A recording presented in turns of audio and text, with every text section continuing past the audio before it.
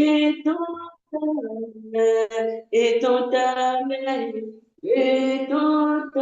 mère, oh Dieu, dans nos cœurs, dispose nos cœurs, étant ta pour recevoir l'enseignement et dans ta main, dispose nos cœurs et dans ta main, Yeshua Mashiach, et dans ta main, en ce moment, et dans ta main, Yeshua Mashiach, et dans ta main, nous n'avons vu que toi, et dans ta main, Saint-Esprit, dans ta main, par la clé de Dieu, et dans ta main, et dans ta main, et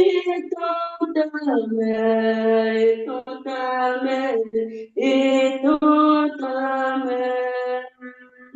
Oh, Yeshua, vis dans nos cœurs, pour ce ton Seigneur est. Et dans ta main, papa, et dans ta main, et dans ta main, dispose nos cœurs, et dans ta main, oh Dieu, et dans ta main.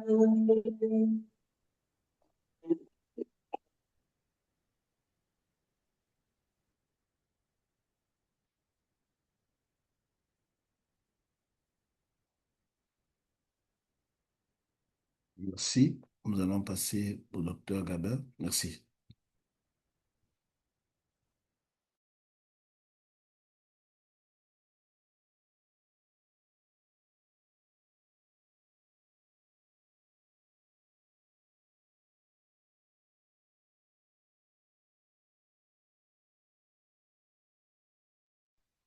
Est-ce que vous m'entendez? Oui, oui, on t'entend. Que la Oui, oui. paix, que la paix de notre Seigneur Jésus-Christ vous soit multipliée. Seigneur, je te rends grâce pour ces moments. Père, ta parole est favorable en tout temps, parce que tu connais les besoins et la saison de chacun, Seigneur. Mais tu nous réunis, Père, afin que le corps de Christ soit éternel Dieu parfait, afin que ta volonté s'accomplisse. Je prie pour l'intelligence, la paix, je prie pour la sécurisation. Je prie pour l'entendement, Père. Je prie pour que tu renverses, Seigneur, nos certitudes. Je prie pour que tu renverses nos raisonnements au nom puissant de Jésus-Christ. Amen. Alors, donc ce Amen. soir, nous allons parler de la prière et de la confusion. Alors, je regardais un jour le défilé militaire et chaque corps d'armée a souvent une devise. Et puis, il y a un corps d'armée qui est passé. Ça avait l'air vraiment redoutable. Et puis, leur devise, c'était soutenir et durer. Bon, j'ai trouvé ça assez singulier. Comment se fait-il que eux, alors que les gens prennent des noms de guerre pour effrayer l'ennemi, eux, leur nom, c'est soutenir et durer. C'est ça leur devise. En méditant un peu, je me suis rendu compte qu'en fait, on ne gagne pas facilement tous les combats ne se terminent pas par des victoires éclairs. Il y a des combats dans lesquels nous sommes face à une adversité telle qu'on a du mal à prendre le dessus. Il y a des combats dans lesquels les troupes d'élite, celles qu'on envoie en avant du front, ce qu'on appelle souvent les forces spéciales, ce qu'on envoie dans le camp de l'ennemi se trouvent encerclés. Et ce sont ces moments-là où, effectivement, les meilleures armées ont besoin de corps capables de se projeter pour aller soutenir ceux qui sont dans le combat et pour durer jusqu'à la victoire. Et je me suis dit, ah, voici des gens qui ont compris le combat. Et nous, chrétiens, on devrait aussi s'inspirer, nous qui sommes des guerriers du Christ, que toutes les victoires ne sont pas faciles. Toutes les victoires ne sont pas je prie et j'ai un résultat le lendemain. Il y a des situations dans lesquelles on a besoin que la prière soit soutenue, que la prière dure jusqu'à la victoire. Donc ce sont ces moments-là que nous allons exposer. Ces moments où, entre guillemets, la prière ne suffit pas, mais où elle a besoin d'un soutien et elle a besoin de durer le temps nécessaire à la victoire. Donc, on va exposer 3 cas et puis on donnera des solutions. Et à la fin, on va parler des. On va faire une. Je vais ramasser toutes les solutions pour les donner en une seule fois. Bien.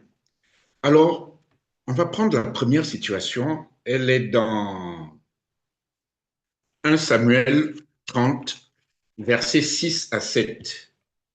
1 Samuel 30, versets 6 à 7. Si quelqu'un peut avoir le texte, 1 Samuel 30, versets 6 à 7.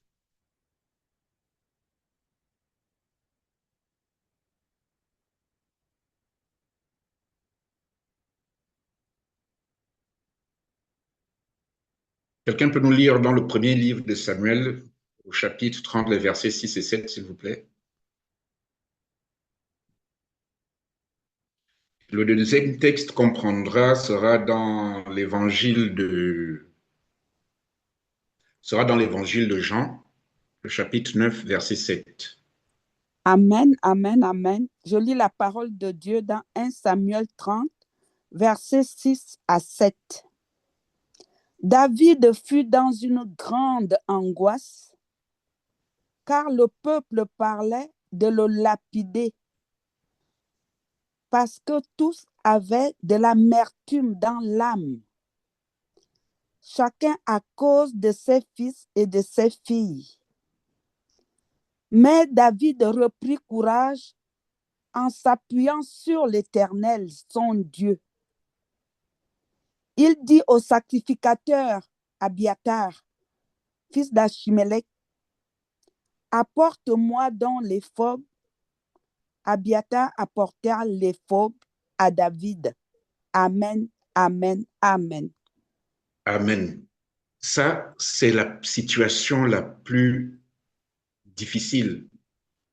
Alors, dans le contexte, David a fui Saül et il s'est mis au service des Philistins. Et il fait un premier combat contre Amalek. Il bat Amalek et en récompense de sa vaillance, les Philistins lui attribuent une ville. Il donne à David une ville, Tsiklag. Et le combat qui suit oppose les Philistins aux Hébreux. Évidemment, ils se méfient, ils se disent oui, mais David, c'est leur frère. Pour éviter toute traîtrise, ils disent au prince philistin à qui s'était attaché David, ils lui disent de renvoyer David, que David ne participe pas à ce combat-là. Évidemment, quand David repart maintenant dans la ville qui lui avait été attribuée, il trouve que la ville a été pillée par les Amalécites. Et c'est dans ce passage-là, effectivement, qu'ils se rendent compte que tout a été pillé, ils ont tout emporté. Donc, désespoir, désarroi et consorts. Le texte nous dit quoi? Que souvent, dans notre vie de prière, il arrive des moments où on traverse des épreuves. La mort d'un proche, la destruction de ses biens, la perte de quelque chose sur quoi on comptait. Et c'est tellement violent, que nous sommes paralysés, la prière n'arrive pas à sortir. Donc voici le grand David qui se met à pleurer La première chose que tous font, c'est qu'ils se mettent à pleurer. Ils ne poursuivent pas, ils pleurent d'abord. Donc, bien aimés, faisons attention à ces situations-là, où l'émotion est tellement forte que on est en psychologie par ce qu'on appelle l'état de sidération. On est en état de sidération. C'est comme si le corps était coupé de son cerveau. On reste paralysé devant la catastrophe. Et même un grand prieur comme David n'arrive plus à sortir des mots pour prier. Il y a un blackout dans sa pensée. Voici David qui n'arrive plus à prier. Donc, première chose qui bloque la prière, c'est des émotions qui sont parfois tellement fortes que le cerveau est déconnecté du corps. On est dans un état de sidération, ce que les jeunes disent souvent, chaos debout. On est chaos debout. Autre émotion, là on voit que le problème de David, ça a été les émotions, l'angoisse, la crainte, l'adversité. Parce que d'un seul coup, tous les gens qui étaient avec David se retournent maintenant contre lui. Du coup, David n'a plus le recul pour prier. Parce qu'au lieu de se concentrer à la prière, il s'inquiète de sa sécurité. Bien aimé, ce ne sont pas des situations exceptionnelles. Ça nous est tous arrivé. Qu'on aime tellement quelqu'un qu'à la perte de cette personne, on n'arrive plus à prier. Ça m'est arrivé très récemment. J'avais une collaboratrice qui avait un contrat à durée déterminée. Et en fait, elle travaille bien. Et puis, programme de réduction des coûts, du jour au lendemain, on l'a enlevé. Et j'ai trouvé ça tellement injuste que, en fait, pendant 2, 3 jours, je n'arrivais pas à prier. Je n'arrivais pas à prier. Donc, voici déjà un premier cas où l'émotion, l'attachement, l'adversité nous plonge dans une situation où même les meilleurs d'entre nous, les plus exercés d'entre nous, n'arrivent pas à prier.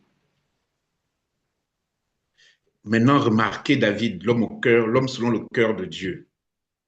David ne se dit pas, j'ai déjà combattu Amalek une première fois. Je me lève, je vais les poursuivre. David ne dit pas, nous sommes une armée puissante. Poursuivons les fuyards et rattrapons-les. Or, toi et moi, quand on a déjà eu une victoire une fois, 2 fois dans une situation, lorsqu'une situation similaire se reproduit, notre tendance est tout de suite d'engager un combat. C'est comme ça qu'on va voir des chrétiens, pour la même maladie, ils donnent les mêmes recettes. C'est-à-dire qu'il va dire, prenez le sel, prenez l'huile, prenez ci, prenez ça. Tant et si bien qu'il oublie que même pour le même mal qu'était l'aveuglement, Jésus a guéri la même maladie de plusieurs façons différentes. David, dans sa sagesse, son premier réflexe, la Bible dit qu'il s'est appuyé sur Dieu. Bien-aimé, lorsque on ne peut plus prier, il faut que notre relation avec Dieu soit une relation sûre. David, avant toute chose, il s'est d'abord appuyé sur Dieu.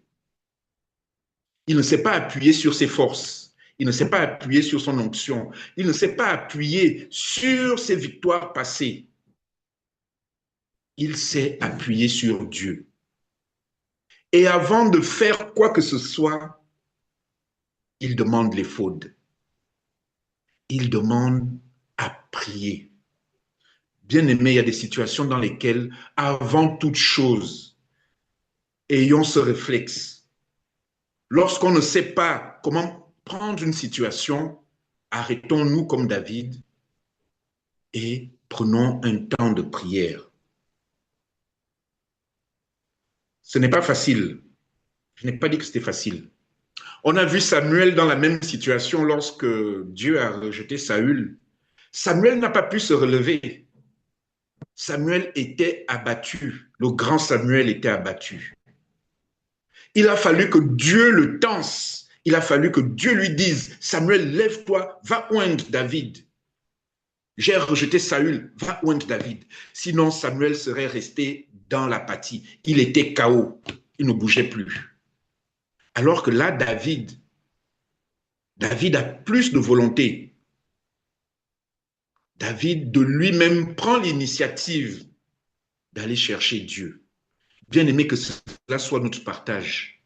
Quelle que soit la profondeur de notre douleur, quel que soit le coup qu'on a reçu, Dieu nous laisse le temps de prier. Nos voisins camerounais disent souvent que dans le cœur, il n'y a pas l'os. Dieu nous laisse le temps de prier. Dieu comprend que nous avons besoin de manifester nos émotions. Mais Dieu nous laisse aussi le temps de nous relever. Et il compte sur toi pour qu'au bout d'un moment, tu te souviennes que l'Éternel est ton rocher, que l'Éternel est ton berger. Relève-toi. C'était la première situation où la confusion est telle qu'elle bloque la prière. Dans ce moment-là, quand tu ne réfléchis plus, appuie-toi sur la révélation que tu as de Dieu. Qui est Dieu pour toi? Si Dieu t'a dit un jour qu'il est ton rocher, sache que appuie-toi sur ce rocher-là, il ne bougera pas. Quelqu'un nous prend Jean 9, 7 pour voir la deuxième situation de confusion.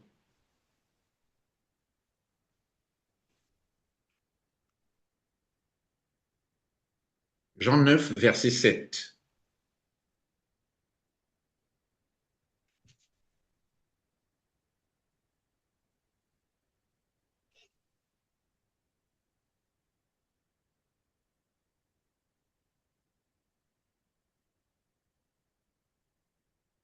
Alors, je vais lire verset 6, 7. Après avoir dit cela, il cracha à terre et fit de la boue avec sa salive. Puis il appliqua cette boue sur les yeux de l'aveugle et lui dit, « Va et lave-toi au réservoir de Siloé, nom qui signifie envoyé. » Il y alla, se lava et s'en retourna voyant clair. Amen. Alors, dans ce cas-là, nous sommes dans la situation où quelqu'un a reçu une parole de Dieu sur son problème. Quelqu'un a eu une révélation, une parole de Dieu sur son problème. Mais entre le moment où Dieu parle, où Jésus parle, et le moment où les yeux s'ouvrent effectivement, il y a tout le temps d'un déplacement. Il faut marcher jusqu'à Siloé. Alors, imaginez sur le chemin. Sur le chemin, il y a des gens qui peuvent t'égarer. Si Siloé est loin, si le réservoir est loin, tu peux te décourager.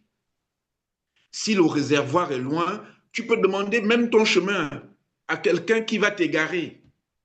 Ça nous arrive aussi dans notre vie spirituelle. Entre le moment où on reçoit une parole de Dieu et le moment où, effectivement, la parole est exaucée, il y a un temps qui peut être plus ou moins long, où on est comme cet aveugle. On est dans les ténèbres. On ne voit pas la solution.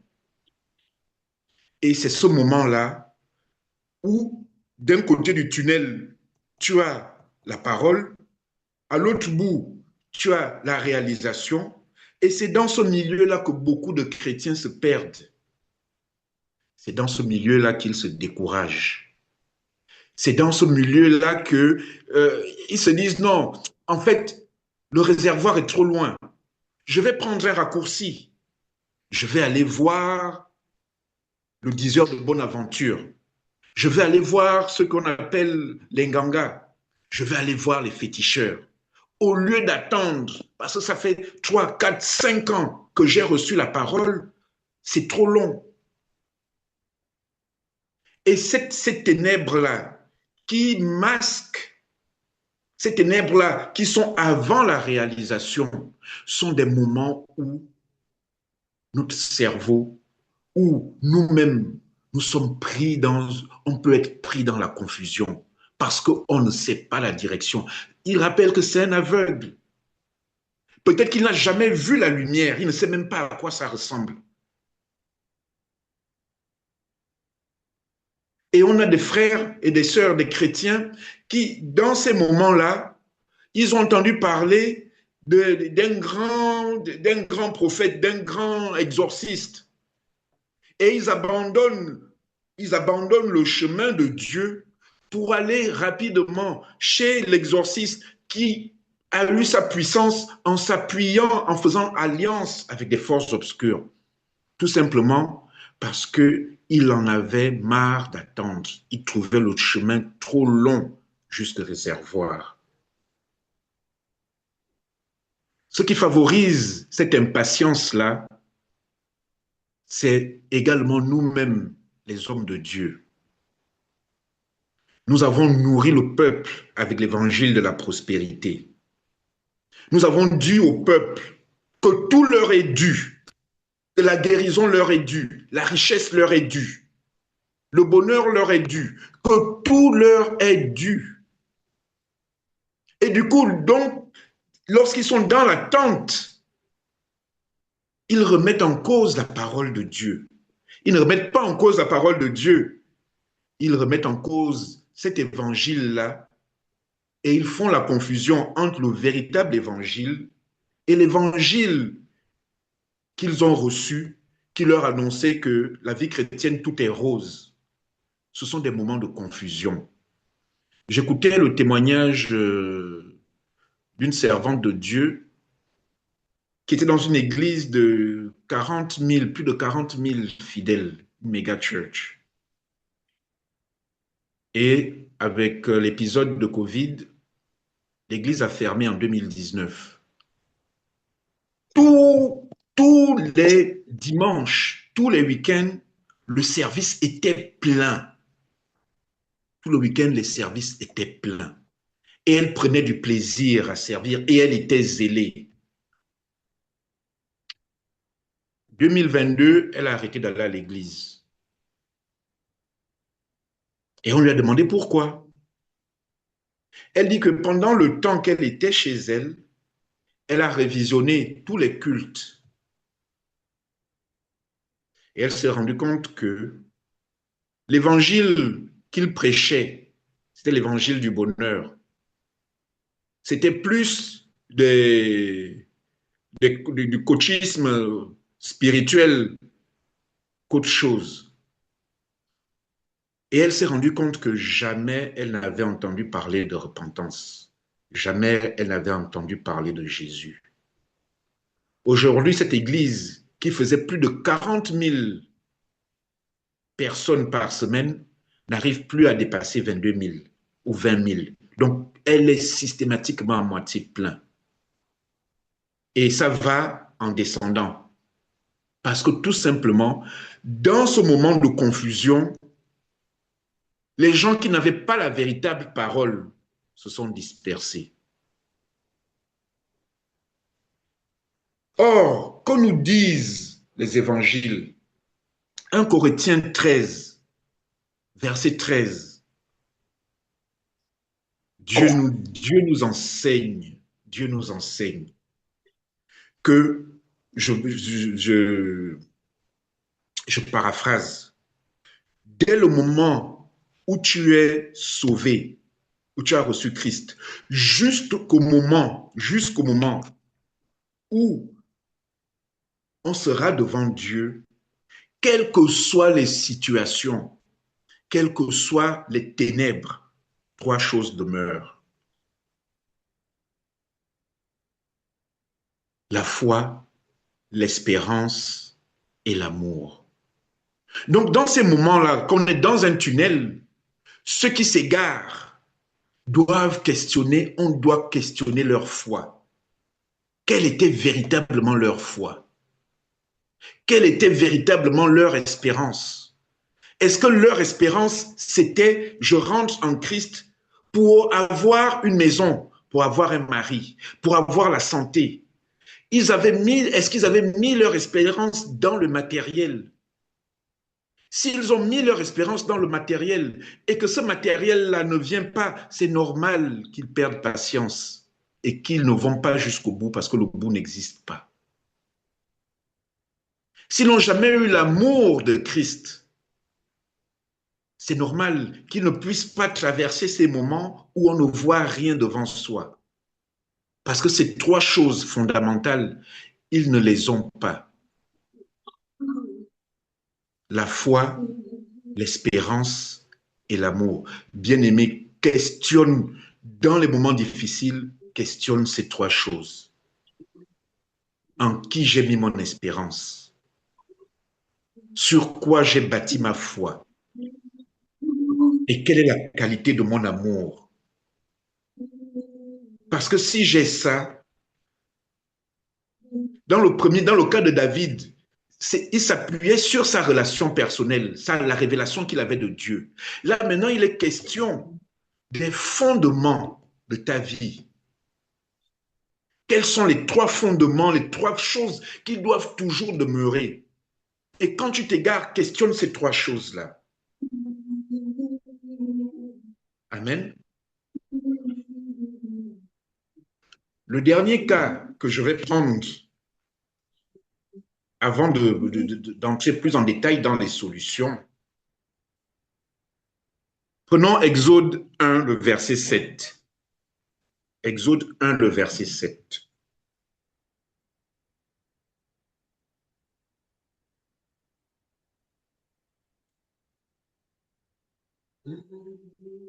Est-ce que quelqu'un peut nous lire Exode 1, le verset 7?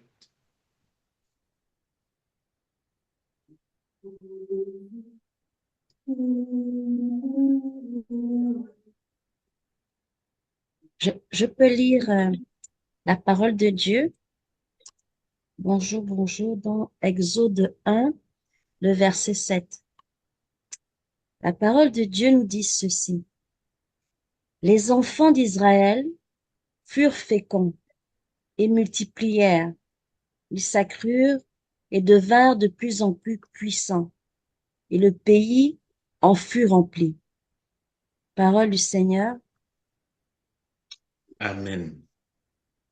Alors, voici un peuple qui a sur lui une promesse.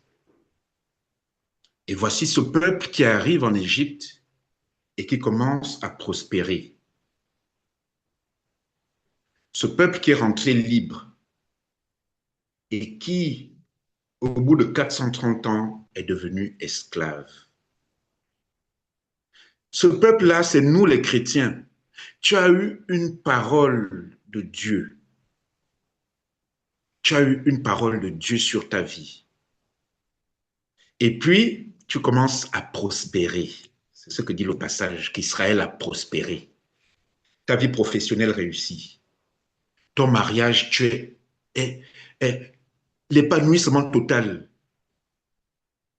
Ta famille, tu n'as pas de problème. Tout est bien. Et petit à petit, puisque tout va bien, tu commences à prier de moins en moins. Tu commences à oublier que toi, tu es chrétien. Tu n'es pas un païen, mais ta vie est tellement belle que tu commences à prendre les habitudes des païens. Et tu prospères dans ces habitudes-là. Il y a des détournements de fonds. Tu as ta part avec les voleurs. Il faut séduire ce que les jeunes filles appellent au Gabon les coupages. Je prends plusieurs amoureux. Je Je ne dis non à personne sans aller jusqu'au lit. Je ne dis non à personne, mais j'accepte les invitations de tous. Et chacun me fait des cadeaux. Je prospère. Et tu commences à prospérer. Et tu prospères. Et tu prospères. Et tu es heureux en couple. Mais tu as oublié que toi, tu es chrétien. Tu n'es pas égyptien. Et te voilà, tu te retrouves dans l'idolâtrie. Tu te retrouves à avoir peur lorsque, à gauche, à droite, il y a des troubles dans la société. Dès qu'il y a un conseil des ministres, tu commences à avoir peur pour ton poste parce que tu as peur de perdre tes avantages. Et petit à petit, toi qui étais fils de Dieu, tu finis parmi les idolâtres. Et quand on te demande, est-ce que tu es chrétien? Tu commences à dire que tu es un chrétien non pratiquant. Est-ce que vous entendez même la contradiction qu'il y a dedans? Un chrétien est un disciple de Christ. Un disciple imite le maître. Mais toi, tu dis que tu es chrétien mais non pratiquant. Ça veut dire que tu es maintenant, ta vie chrétienne est plongée dans la plus grande confusion. Mais rassure-toi, bien-aimé, quand tu es dans cette confusion-là, tu trouveras le Pharaon. Parce que plus tu t'enfonces, plus tu te mets sous l'autorité de Pharaon. Et derrière Pharaon, il y a un maître des corvées qui va t'emmener dans les engrenages de la prostitution. Prostitution spirituelle, prostitution physique. Parce que tu dois maintenant, il te sera pénible d'abandonner ce niveau de vie-là. Et ta vie est confuse. On ne peut plus faire la différence entre un Égyptien et toi. Au point que même dans le désert, quand Dieu est en colère après toi, au lieu de te repentir, ce qui te manque, c'est le poisson grillé qui était en Égypte. Ce qui te manque, c'est le confort qu'il y avait au bord du Nil.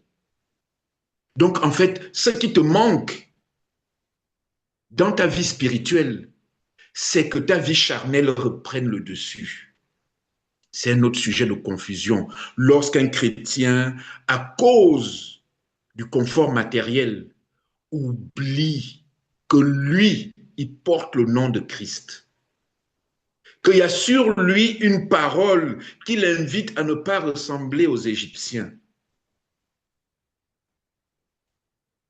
Et voici la personne engluée dans les habitudes du péché, dans les habitudes de l'iniquité. Et il n'a même plus la force de prier, il ne sait même plus prier. Au point que le Dieu qui s'était révélé à ton père, il faut encore que quelqu'un revienne te donner son nom et te rappeler que oui, mais en fait, ce Dieu-là, on le connaissait déjà. Parce que le confort matériel a étouffé la vie spirituelle. Et il y a des chrétiens qui ne savent plus prier. Et il y a des chrétiens zélés qui, une fois promus, sont prisonniers du confort. Voici donc 3 situations qui emmènent la confusion et qui empêchent de prier. Dans un cas, ce sont les émotions trop fortes. Dans ces émotions fortes-là, celle que je vais rajouter, c'est la vengeance. Il y en a qui n'arrivent plus à prier parce que la vengeance est dans leur cœur. Dans l'album familial, quand ils ouvrent l'album familial, ils trouvent tonton Jonas. Jonas haïssait tellement Ninive qu'il n'arrivait même plus à intercéder. Il ne pouvait même pas intercéder pour Ninive.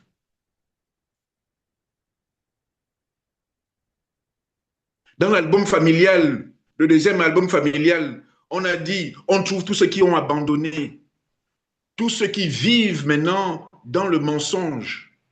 On trouve dans l'album familial Ananias et Saphira qui n'arrivent plus à faire la part des choses. Ils veulent faire les choses d'avant alors qu'ils oublient qu'ils sont d'une autre nature.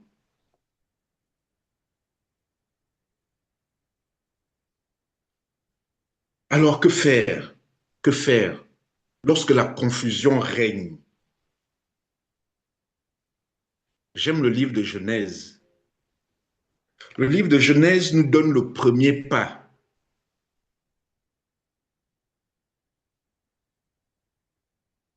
La confusion, tohu bohu.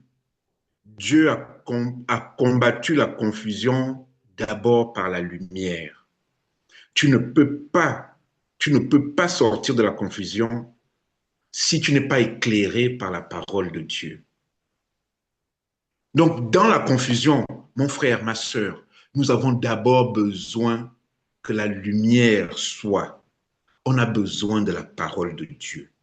C'est pour ça que dans le psaume 13, il dit « Éclaire mes yeux afin que je ne dorme pas du sommeil de la mort. » Dans la confusion, dans les ténèbres, on a besoin que nos yeux soient éclairés. On a d'abord besoin de la parole de Dieu.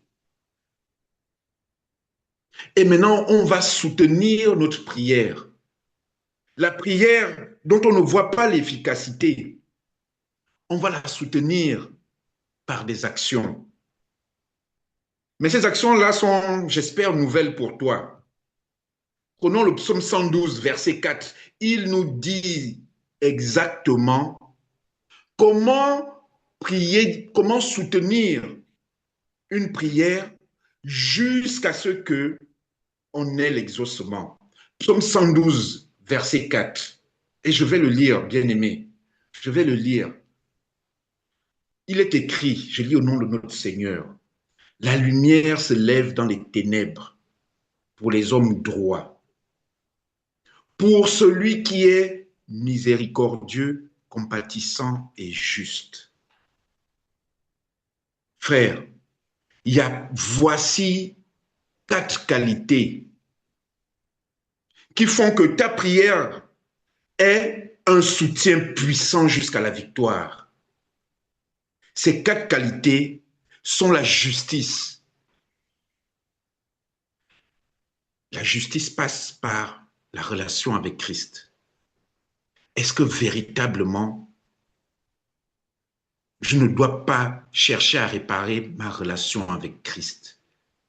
La justice passe par ma relation avec mon prochain.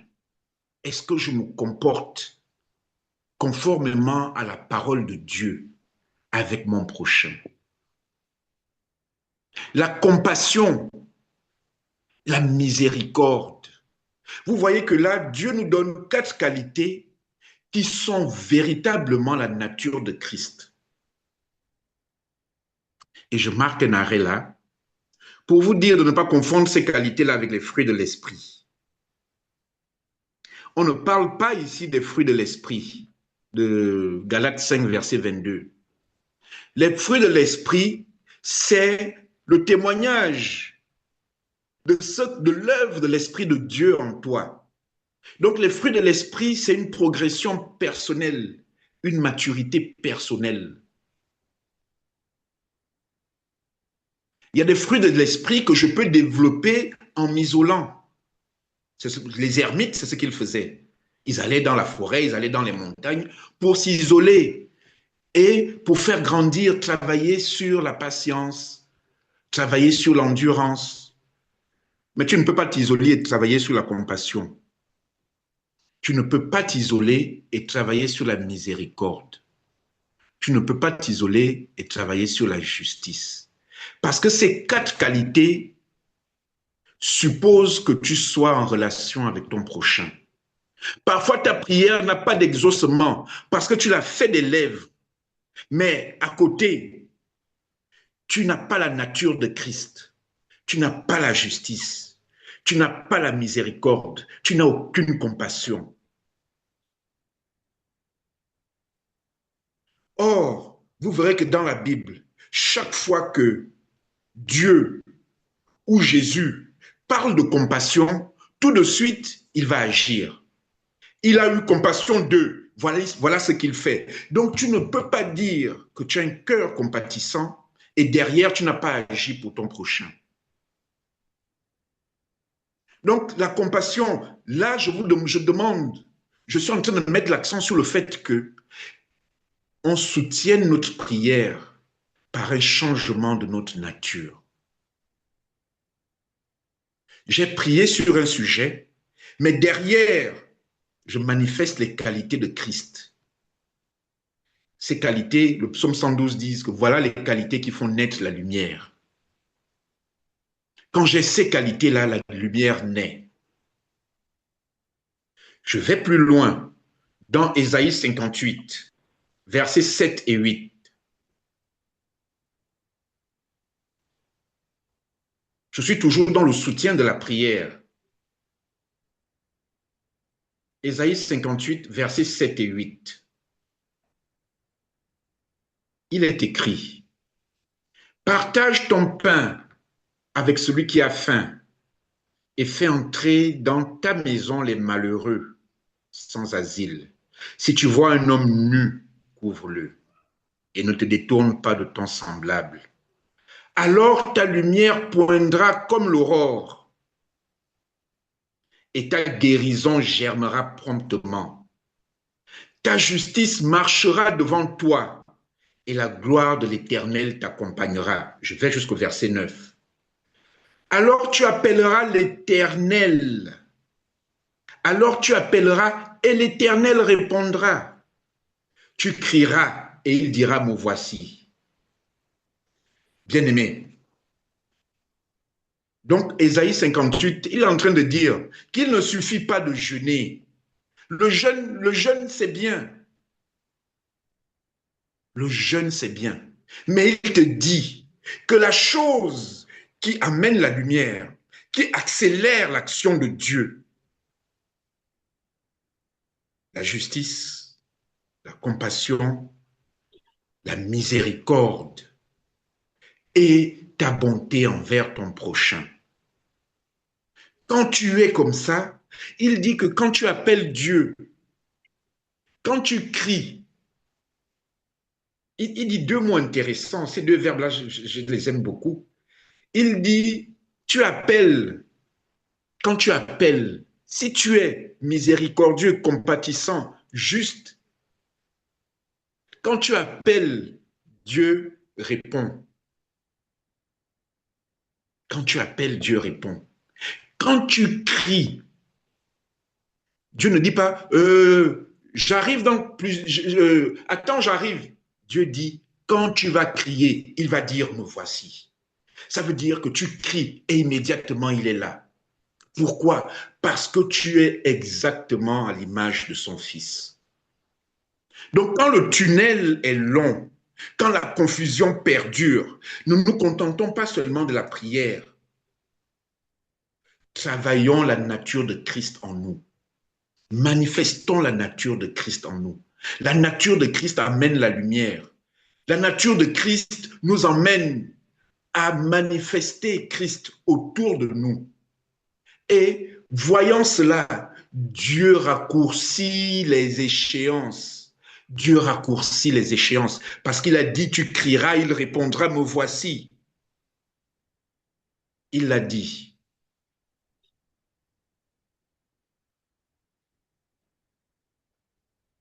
Vous voyez que ces quatre qualités viennent bousculer nos habitudes. Nos habitudes, dès qu'on est en difficulté, on court.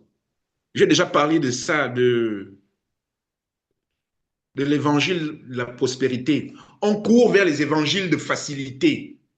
Dans les évangiles de facilité, bien-aimés, je n'hésite pas à te dire les offrandes sacrificielles. Fais une offrande sacrificielle, bien-aimé. La Bible nous dit, Dieu dit par la bouche de David qu'il n'a voulu ni offrande ni sacrifice, mais tu m'as formé un corps. Le sacrifice que Dieu veut, c'est Christ.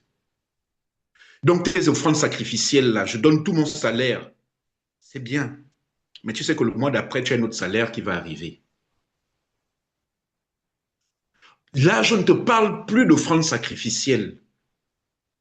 Si tu veux faire un autre sacrifice, c'est de te soumettre à Christ. C'est ce que Christ nous demande, c'est notre croix. Il ne te demande pas de faire des offrandes sacrificielles dont on entend à gauche, à droite, qui t'évitent de remettre en cause ta vie de péché. Hein, bien-aimé, les offrandes sacrificielles. Il n'est pas question d'offrande sacrificielle ici, il est question de manifester une nouvelle nature. Il n'est pas question ici de semences. Ça aussi, c'est une doctrine. Venez semer, vous allez récolter. Oui, c'est vrai, c'est une doctrine mécanique. Je sème, je récolte.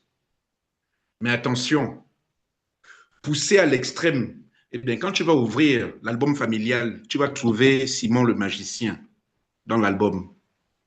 Tu verras que tu vas finir par être de ceux qui se disent qu'ils peuvent acheter la grâce par leur semence.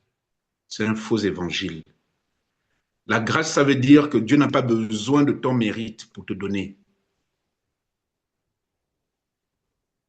Il a besoin que tu changes ta vie. Amen. Donc, les semences, c'est bien. Les dîmes, c'est bien. Les offrandes, c'est bien. Mais ce qui est mieux, c'est de changer de nature. Ça, c'est le travail qu'on doit faire à notre niveau. Pour que notre prière, lorsqu'on est dans la confusion, pour que notre prière arrive à exaucement plus rapide. Remettons en cause nos vies. Maintenant, il arrive que ce soit un frère qui a besoin de notre secours. Prenons le psaume 107, versets 13 et 14. Psaume 107, versets 13 et 14.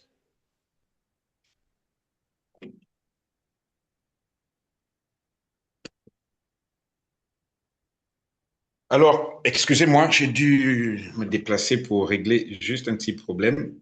Comme nous dit le psaume 107, si quelqu'un est à la page, psaume 107, versets 13 et 14.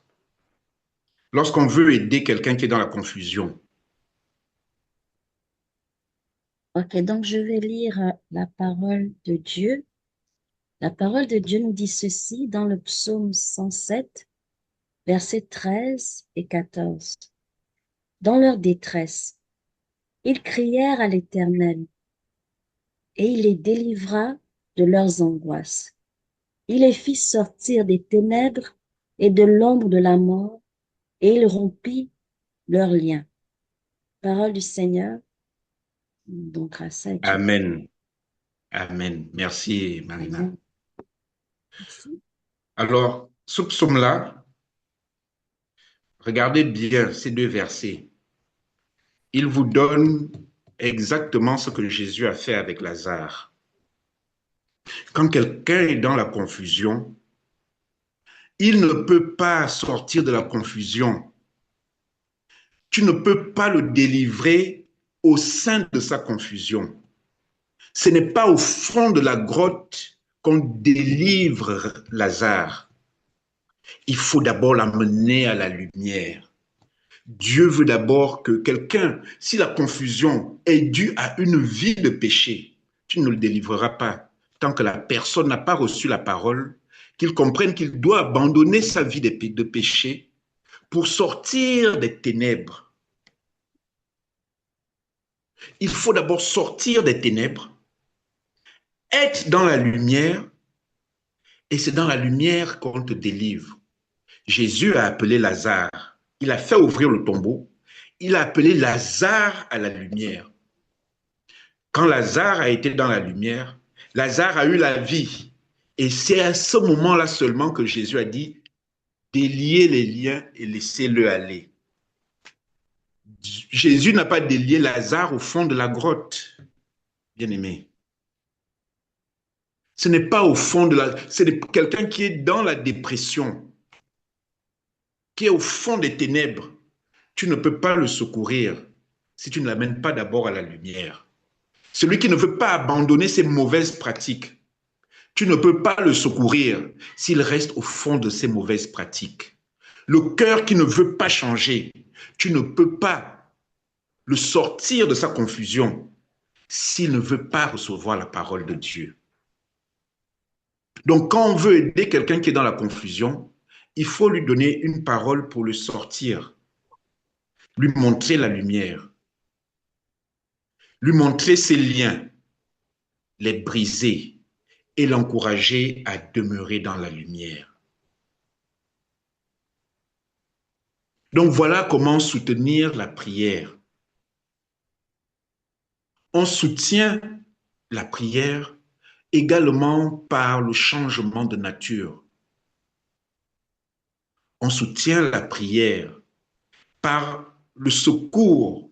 David a eu besoin du secours d'un sacrificateur.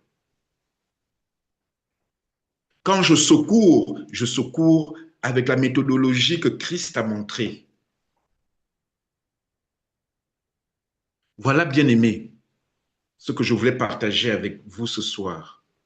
Soutenir la prière, durer jusqu'à l'exaucement.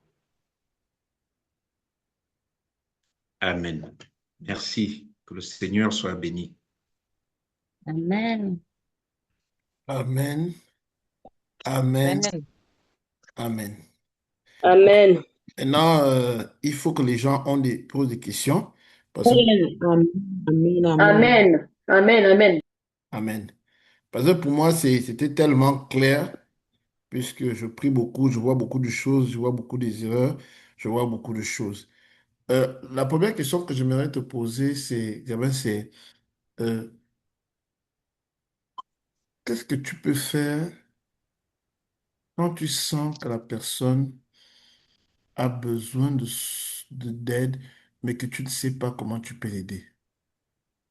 Je prends un exemple très simple. Je vois une situation, je sais que le problème de la personne, c'est la bonté. Elle a une bonté extrême. Mais de son côté, la famille profite un peu de la bonté. Mais comment la mener à sortir de là sans trop la verser, sans trop la brusquer? Mais comment tu peux faire pour la sortir de là? Parce que finalement, c'est sa bonté qui constitue un vrai problème. Amen. La personne est chrétienne. Oui, elle est chrétienne. D'accord. Il faut que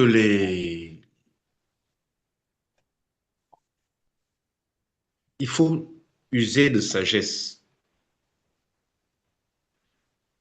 Dieu est riche, mais Dieu ne nous donne pas tout. Parce que celui qui instaure un lien de bonté avec son entourage instaure un lien de dépendance. Il instaure un lien de dépendance. Il faut lui apprendre la justice. Dieu est bon, mais Dieu veut que son peuple soit éduqué, de sorte que la bonté soit plus efficace. Je te donne un exemple. Voici un enfant qui a 7 de moyenne. Il échoue dans un établissement A. Et on vient voir le chrétien pour lui dire que non, voici, mon fils a échoué. Est-ce qu'on peut lui changer d'établissement et l'inscrire? Il était en 4e. On lui change d'établissement et l'inscrire en 3e. Ce sont des cas malheureusement fréquents. Effectivement, on lui change d'établissement, il va en 3e. Aujourd'hui, l'enfant là est en première, il a 5 de moyenne.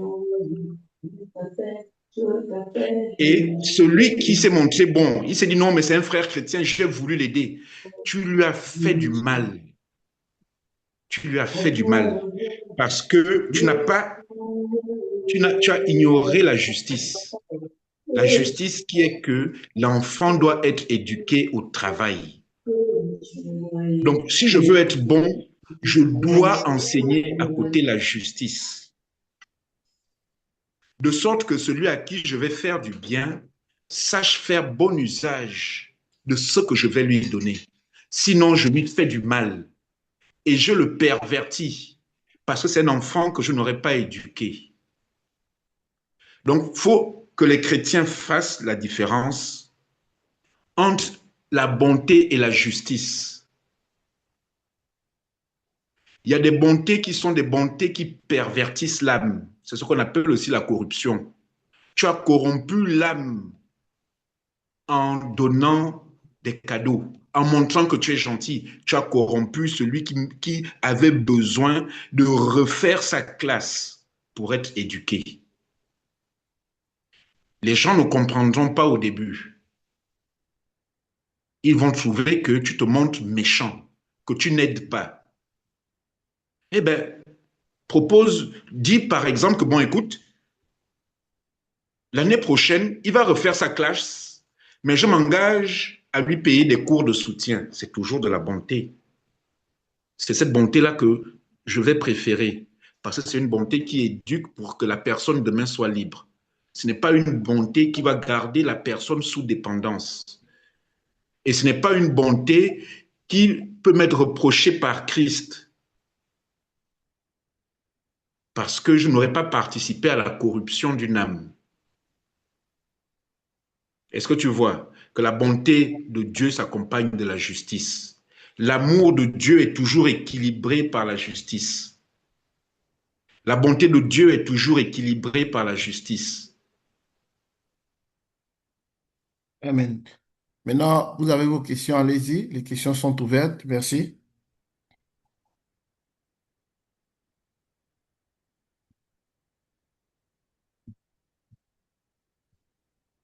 On attend les questions, s'il vous plaît. Les questions. C'est le moment de demander tout ce que... Vas-y, excuse-moi, vas-y. Bonjour à tous. Merci encore pour l'enseignement. Que le Seigneur vous bénisse. J'aimerais Amen. savoir, est-ce qu'il est conseillé de prier quand on est vraiment, mais alors vraiment en colère? Ça, c'est la première question parce que il n'est pas bon de dormir avec la colère, mais quand on n'arrive pas à se calmer et qu'il faut néanmoins qu'on prie, qu'on demande au Seigneur de nous aider, qu'est-ce qu'on doit faire dans ce cas? Merci.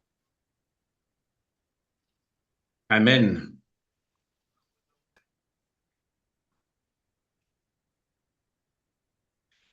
Dans Jacques 1, verset 20, il dit, la colère n'accomplit pas la justice de Dieu.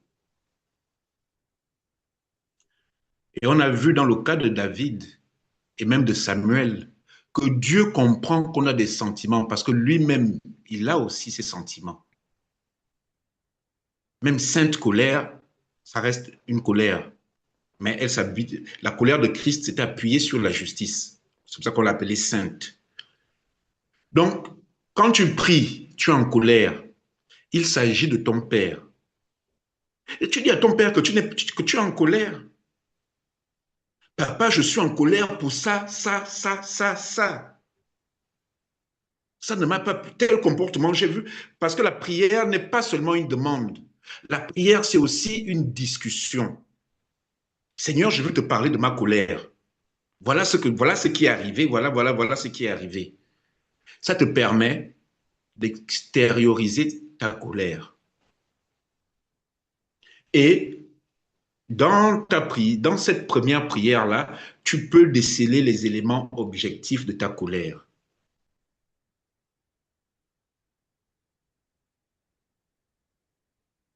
Ésaïe 58, il dit, parlant des jeunes, ce qui